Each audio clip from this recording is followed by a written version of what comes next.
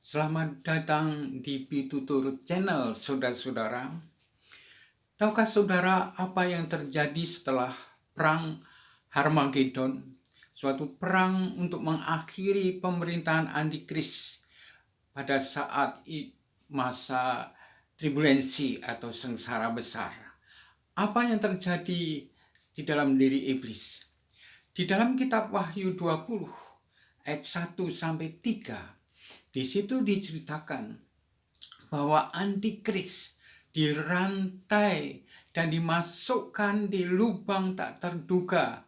Itu semua ya secara simbolis, saudara-saudara. Dan akan berakhir pada masa 1000 tahun. Nah, kita akan perhatikan bagaimana keadaan dunia ini kalau iblis dinonaktifkan.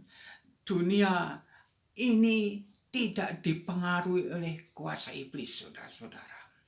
Kita akan mempelajari suasana di mana dunia tanpa iblis.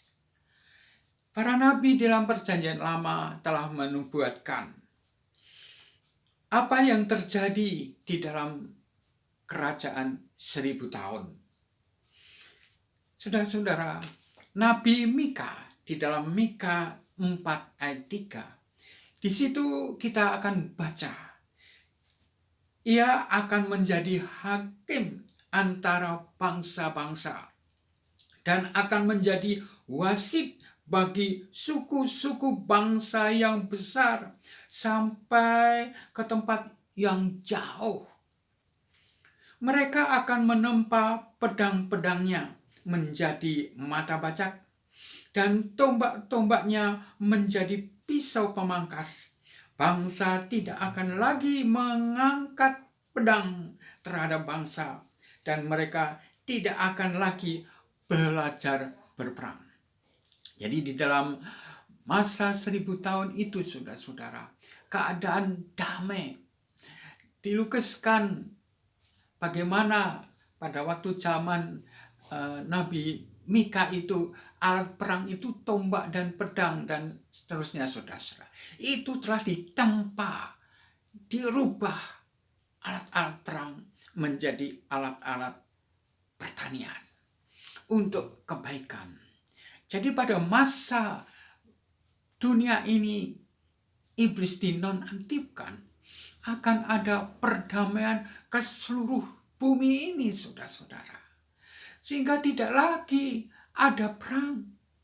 Saudara-saudara, sebetulnya Tuhan itu baik, telah menyediakan alat-alat untuk kemakmuran dunia ini, minyak, bumi dan sebagainya, tumbuh-tumbuhan. Tetapi karena terjadi peperangan, itu semua dipakai sia-sia untuk perang, sehingga tidak ada kesejahteraan di dalam bumi ini. Itu yang pertama. Jadi di dalam masa 1000 tahun atau milenia ini, pertama akan terjadi perdamaian. Yang kedua, di mana pusat pemerintahannya, yaitu di Yerusalem. Kita baca di dalam kitab Yesaya pasal yang kedua, ayat yang ketiga, yang mengatakan demikian.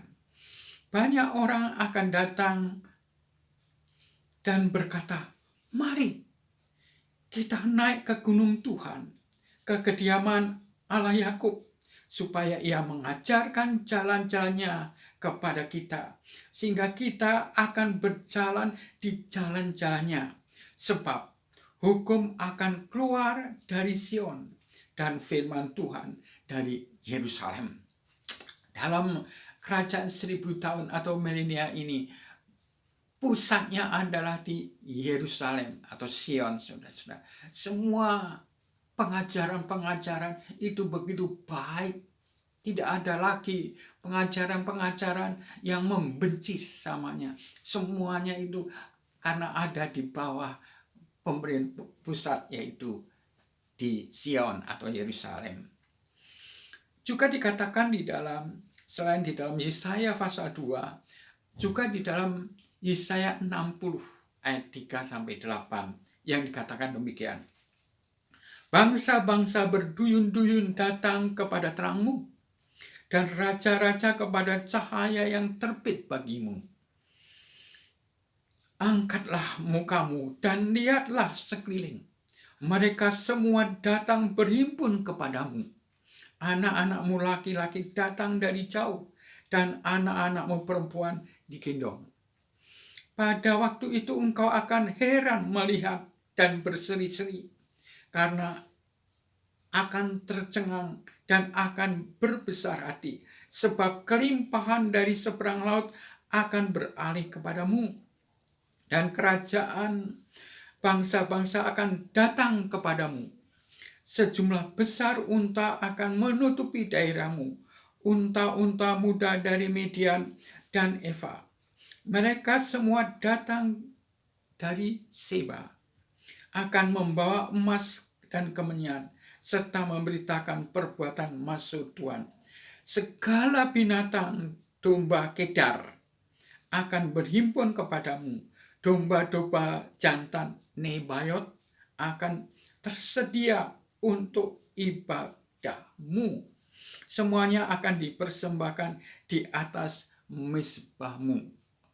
Saudara-saudara, jadi pusat kegiatan dunia ini adalah di Sion dan Yerusalem. Terus apa yang terjadi, saudara-saudara?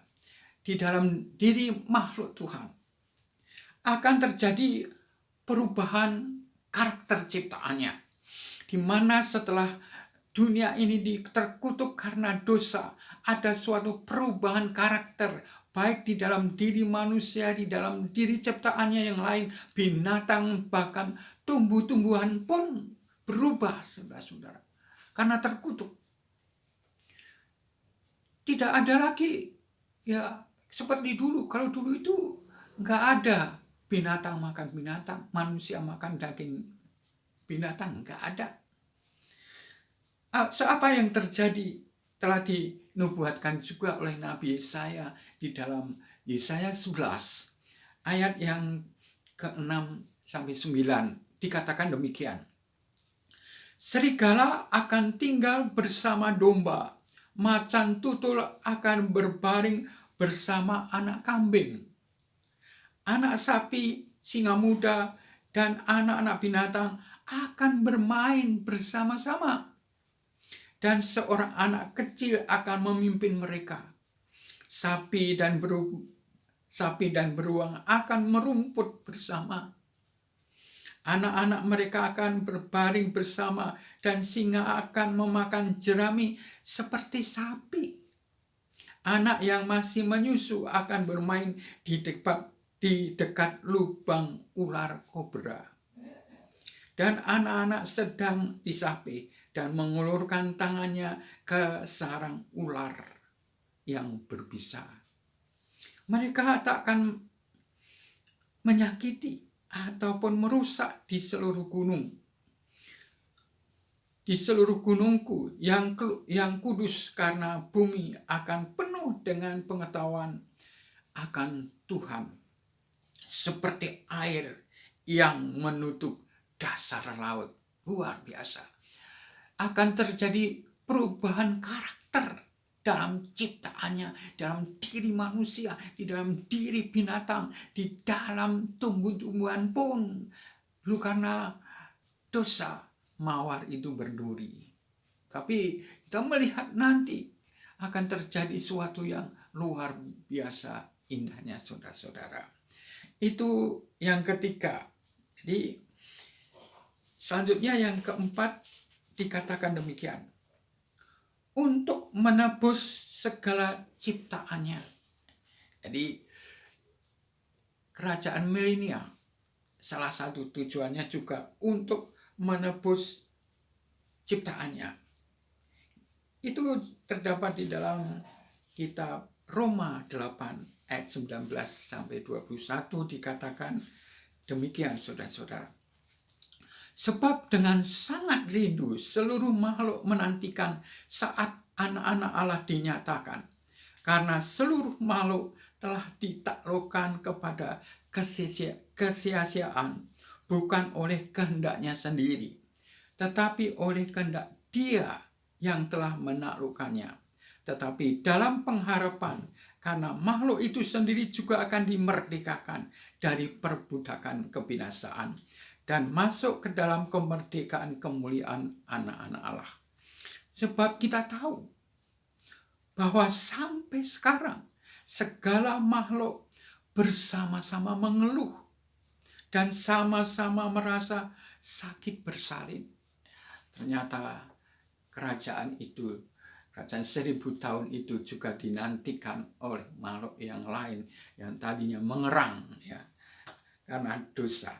Saudara-saudara, yang selanjutnya kita melihat apa yang terjadi di dalam kerajaan 1000 tahun itu, saudara-saudara, semua mengaku bahwa Yesus itu Tuhan. Dikatakan di dalam Filipi 2 ayat 10 dan 11 dikatakan demikian. Supaya dalam nama Yesus setiap lutut bertelut, baik yang ada di langit, yang ada di bumi, maupun yang akan ada di bawah bumi. Dan setiap lidah mengaku bahwa Kristus Yesus adalah Tuhan bagi kemuliaan Allah Sang Bapa. Di dalam Yesaya 32 dikatakan juga ayat 1, sesungguhnya seorang raja akan memerintah dalam kebenaran dan pembesar-pembesar akan memerintah dengan adil. Saudara-saudara, itulah nubuatan Nabi Yesaya bahwa satu kali nanti orang tidak akan bisa menolak Sang Raja di atas segala raja, yaitu Tuhan Yesus Kristus. Semua lidah mengaku bahwa Dialah Tuhan dan Juru Selamat. Dan saudara-saudara, keadaan yang begitu yang dahulu bumi ini penuh dengan kebencian telah diubah karakternya di dalam kerajaan 1000 tahun.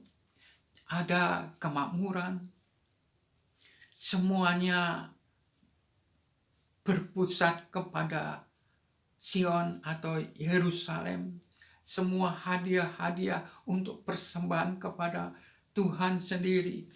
Saudara-saudara, biarlah pengharapan ini menjadikan salah satu pengharapan kita. Memang di dalam Kristus banyak pengharapan. Kedatangan Tuhan kah? Tetapi jangan lupa, ada juga pengharapan yang lain yang perlu kita cermati, yaitu datanglah kerajaanmu, kerajaan 1000 tahun. Sebagaimana banyak kita berdoa kepada Tuhan, datanglah kerajaanmu, jadilah kehendakmu di bumi seperti di surga. Sekianlah saudara-saudara apa yang kita dengar sekarang ini, biar juga menjadi pengharapan kita semua. Sekian saudara-saudara, terima kasih atas perhatian saudara. Sampai berjumpa di lain kesempatan.